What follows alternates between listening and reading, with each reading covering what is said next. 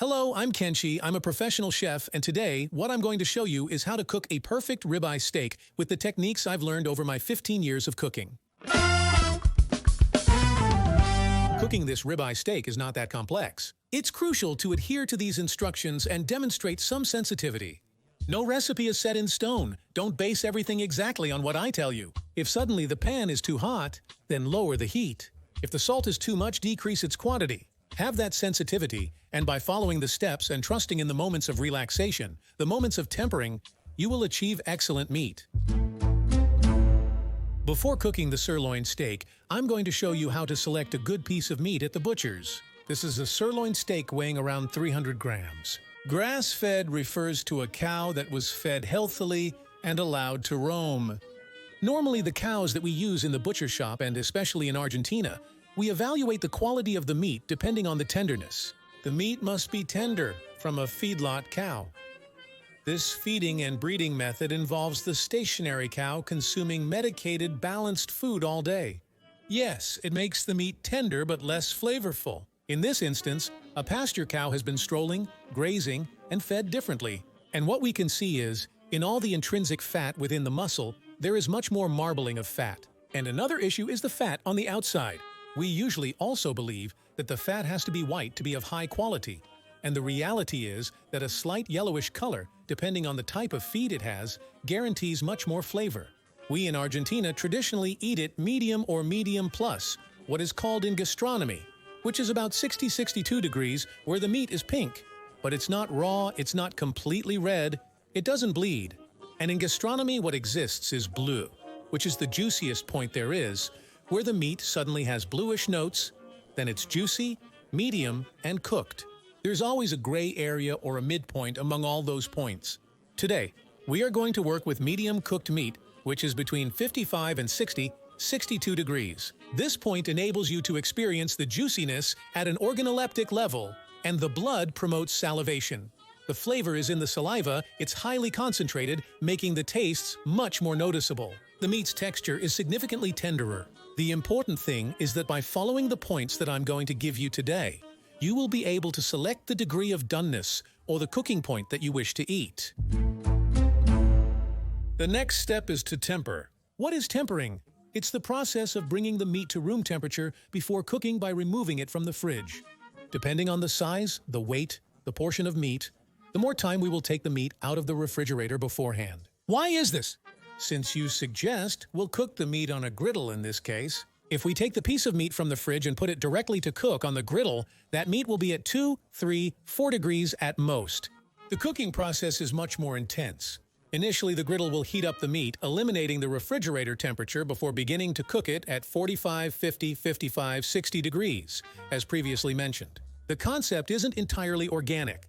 Depending on the meat size, specifically 350 grams here, I remove it 15-20 minutes prior.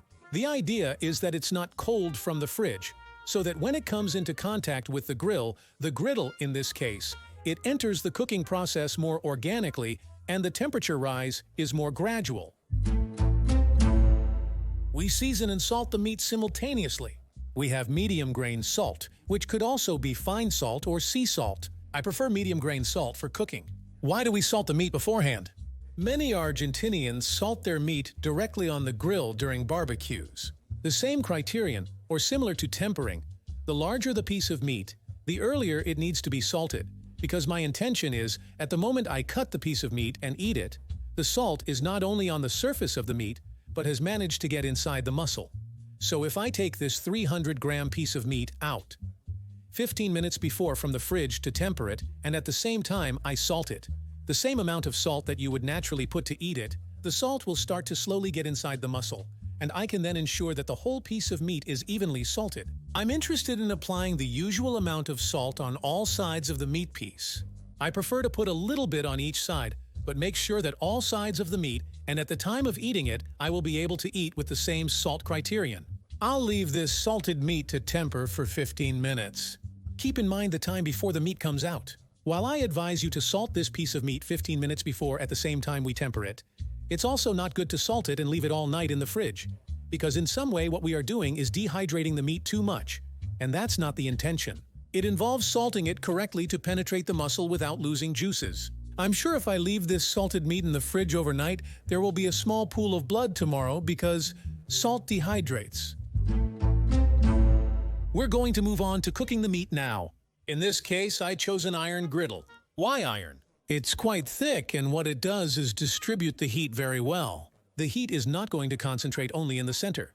Even though there might be fire here, I am using an electric induction, but if there was fire, it is not going to concentrate only in the center of the iron, but it is going to distribute it much more evenly. I put the iron on medium heat because my intention is for it to heat up, not to be red hot, not to be super hot, but once I put the piece of meat, the first thing it does is seal it. What I'm going to do now is put a little bit of fat on it. In this case, I chose neutral oil, which can be sunflower or corn oil. I'm going to put a little bit on the meat. What I want to make sure of is that the piece of meat is not flooded with fat. That's why I prefer to put it on the meat and not on the iron, so it doesn't stick and the heat transmission is much more even. You should think that the oil in contact with the fire, in contact with the iron or a grill, what it is going to do in some way is raise the temperature to almost the point of frying. And that makes the cooking and browning much more even. If I put the meat and don't use fat, it's going to brown, it's going to cook, but the heat transmission and the color you're going to achieve won't be as even as if I make sure of it. Observe the meat's shine, indicating good fat content without being excessive. Now we're going to move on to cooking the meat. We'll sear the meat, in this instance chorizo.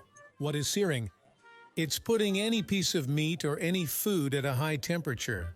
What we're doing right now is, in this case, I'm putting it on the fat side. I'm always going to start on the fat side. If it had bone, I would start on the bone side. I choose the fat because in some way, first, it's a protection that the meat has, so it doesn't receive the most heat directly at the beginning on the muscle piece. I intend it to be both degreasing and sealing. I revisit the term Maillard reaction, a cooking technique. What is the Maillard reaction? It's the caramelization of any food. All foods contain sugar, not just the sweet ones. In direct contact with high temperature or fire, those sugars start to caramelize, and that's what generates the browning. We all prefer fried potatoes and browned meat over their boiled counterparts due to the Maillard reaction.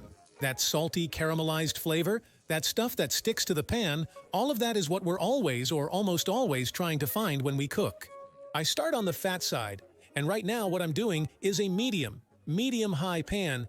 It's not at its maximum temperature, because what I want now, if I were at maximum temperature, what it's going to do is a Maillard reaction, a too fast searing, and it won't degrease the meat. If you notice here, being medium-high, even though it's browning very slowly at the same time, the meat is degreasing and losing that layer of fat. My intention is that if the layer of fat is like this, it keeps reducing until there is a thin layer, nicely browned, and from there, I turn it over. I rotate this sirloin steak to cook it from 3 sides due to its width, the fat side and 2 muscle sides. It's a common misconception, particularly at home, to believe meat only has 2 sides. The ability to stand a steak on its fat to degrease and brown depends on its size. It's challenging with thin steaks, but with larger, wider cuts, you should sear it from all sides. We're back to the Maillard reaction, seeking that golden brown that makes the sirloin steak tastier. It's getting degreased now, and I'm increasing the heat for more browning. The fat is browning on the griddle, and there's more residual fat, indicating we're on track. It's browning and degreasing simultaneously. What I want to do when eating the sirloin steak is that if I eat a bit of fat, because part of the idea of the sirloin steak is to eat meat and fat at the same time, but a much more reduced fat, that the little piece of fat, that the sheet of fat I eat is crispy, is thin, and is salty, which I think we all like that flavor in the fat. It's browned, just the way I want it. Now what I'm going to do is start cooking it on one side only. Now I turn up the temperature, because what I want to do is cook it on one side, flip it over, and at that moment, what I'm going to do is put a little bit of butter and a little bit of rosemary. The technique in French, sorry French people don't kill me, is called arroser, which basically is spooning. I put a little bit of butter, I put a piece of cruciate garlic clove. Not because I want to eat the garlic clove, but because I want the flavor. I want the garlic flavor to be transmitted to the butter. And then what I do is with a spoon, I start to sauce the butter over the meat. And that butter is going to taste like garlic. It's going to taste like rosemary. The griddle is only cooking the surface of the meat, all the rest of the meat. All the inside of the meat is cooked by transmission. The water molecules move. The heat makes the water or blood molecules move constantly. And that movement and that transmission makes one cook with the other, another heat with the other. And that's how the meat is cooked inside. Don't be afraid to flip the meat. At first, when we start cooking meat, they put the meat and leave it still. Why? Because what they do is precisely they start to give the protein, and that protein first has to brown, to only then detach from what is the pan. Once completely detached, don't hesitate to shift or rotate the meat. Because as I tell you, the transmission of liquids, the heat is transmitted through the water molecules that are moving, and it doesn't hurt to move it. I tell you this so that you are not afraid, because there is a lot of culture. In our Argentine culture, it is said that the roast is placed on the grill only once, and it is only moved once to turn it over. I do not agree with that. I think that if we achieve the first browning, from there we can move it. And also make sure that it does not burn sometimes by not moving the meat. It ends up burning on one side, it burns on the other. In this case, this sirloin steak that is already browned on all sides, if I take it out now, it is very likely to be very, very juicy. Stay grain-focused, yet juicy. I'm going to send the sirloin steak to the oven to continue cooking and achieve the desired point. But I'm going to show you a little trick, a little secret we normally use in a restaurant. Here's a thermometer. What I do is I prick the meat in the center, in the heart. As I tell you, the meat temperature we talked about before is always considering the heart of the meat. And here it tells me what temperature it is. If it's at 55 degrees, it's juicy. If it's at 60 degrees, it's medium. If it's at 65, 70 degrees, it's cooked. But we in a normal house don't usually have that. In this case, what I have is a very, very thin little prick that in some way is a completely homemade thermometer. What do? I grab the piece of meat, prick it in the center, look for the most heart-like place the meat has, leave it for about 3 seconds, 4 seconds, take it out and put it under my lip. What do I feel now? It's hot but doesn't burn me. I can keep it here without getting burnt, only feeling its warmth. It's at a juicy point now. I'll bake it in a 200-degree oven for 3 minutes and check it. I predict it will be ready after this time. After 2 more minutes of cooking, we take out the meat. We're going to test it again to make sure we're at the point we're looking for. We prick the heart, leave it for 3 seconds. Notice that as I cook the meat is losing size. That's what's called shrinkage in cooking. The shrinkage comes from the cooking, and it's precisely the dehydration. The meats are losing liquids and they're losing weight. Ready now, what I feel is that it's hot, it burns me a little bit. I can tolerate it for about 3 seconds, but it's already burning me. That means it's ready. What comes now as the last step? But super important, what many of us don't do, and there we make a big mistake, is to take out the meat and cut it. What I do is take the meat off the plate or pan where I'm cooking, I put it on a board or a plate and let it relax. I cover it with something, either with aluminum foil or a bowl or a plate so it doesn't lose temperature, but what I'm looking for is for all the juices. Remember I told you that the meat browns on the outside, but then it cooks by movement of water molecules, the transmission of heat from one molecule to another. When I cut the meat now, its molecules are active. If I slice it, it bleeds. What usually happens? We remove a typical home-roasted piece of meat from the oven, cut it, and all the juice spills out. If I now let it rest, cover it so it doesn't cool down. I don't want to eat cold meat, but I let it rest. Each water molecule repositions itself in its portion of muscle, so to speak, and the moment I cut it, what I should achieve is an even cooking.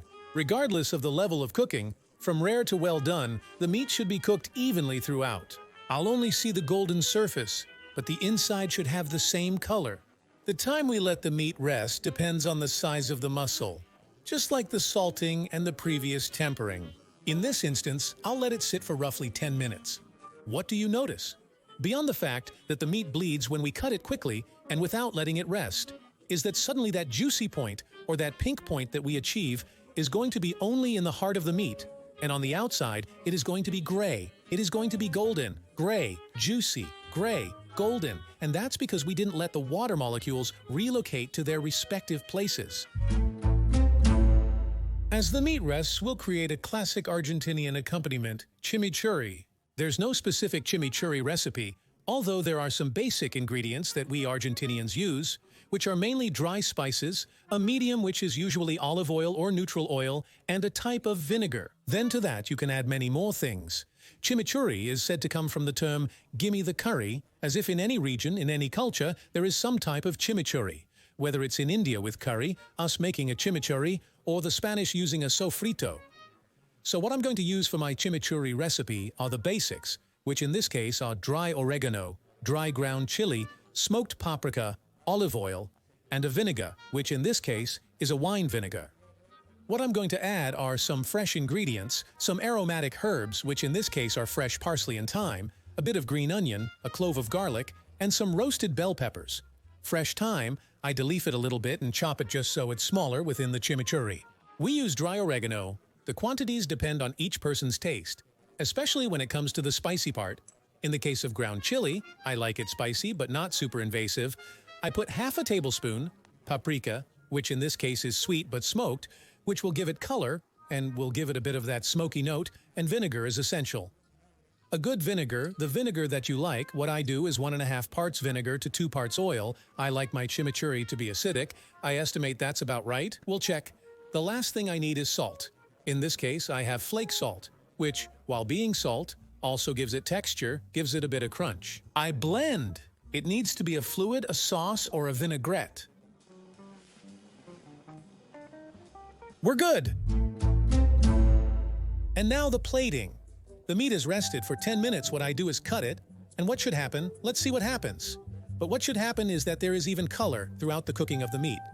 I cut it slightly crosswise so that the point looks better, and then finish with salt. But let's see the point of the meat. This is an Argentine point. It's a pink. Notice that it's golden on the outside, but the cooking point is even from one end to another. This point, if I hadn't let it rest, I would see this color much more concentrated pink in the center, but the sides I would see gray. What I'm going to do now is finish the meat with a little salt. In this case, I'm going to use a flake salt. Keep in mind, if you're going to want to finish with a little salt at the end of the meat, that gives it that crunch, that special salting. When seasoning meat before cooking, don't use the desired final amount of salt, or it will become too salty. I use a little bit of salt, just to give a little texture and chimichurri. I like to add the chimichurri as I eat the meat. I prefer not to soak meat in chimichurri, as I believe it becomes too moist and loses the browning I've created. So I just put it on a bit of the meat, half of the piece, and then when I'm eating, if I want to add more, I add it. With the strip steak ready, let's proceed to the best part, tasting it. I grab a piece of meat. The way I like to eat strip steak is that in every bite, there is always a bit of the meat and a bit of the fat. It's good, but snoring with a full mouth. What I told you about the cooking point is what I feel that I'm salivating, and that makes me taste the flavors much more. The fat is golden brown. There's less fat since I minimized it while cooking and browning. And the chimichurri adds that bit of acidity, that somewhat spicy note, a bit herbal and fresh, which goes very, very well with the meat. The unique addition of bell pepper to the chimichurri provides sweetness. And this is a perfect sirloin steak.